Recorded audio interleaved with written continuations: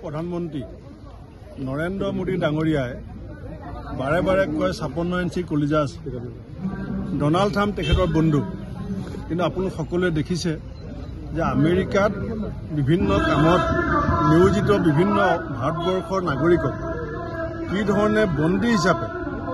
হাতত হেণ্ডকাপ লগাই ভৰিত হেণ্ডকাপ লগাই 40 ঘণ্টা অনাহাৰে অনিদ্ৰায়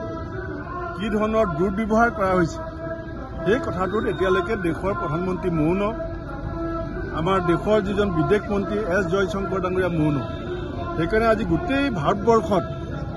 আমি আজি মোদী ডাঙৰীয়া আৰু এছ জয়শংকৰ ডাঙৰীয়াই বিদেশত ভাৰতীয় নাগৰিকক কৰা অপমানৰ সময়ত মৌন থকাৰ কাৰণে আমি ভাৰত চৰকাৰৰ বিৰুদ্ধে প্ৰতিবাদ কৰিছোঁ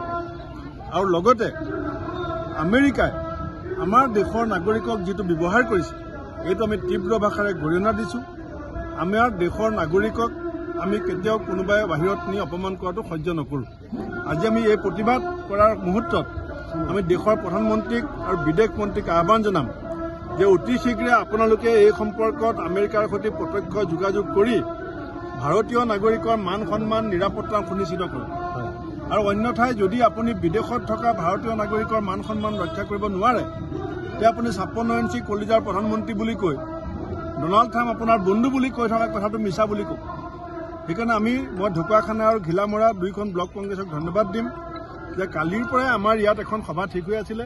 কিন্তু লগত সংগতি ৰাখি গোটেই দেশজুৰি হোৱা প্ৰতিবাদত আজি লখিমপুৰ জিলাৰ লগতে আমাৰ ঢকুৱাখানা ঘিলামৰা ৰাইজেও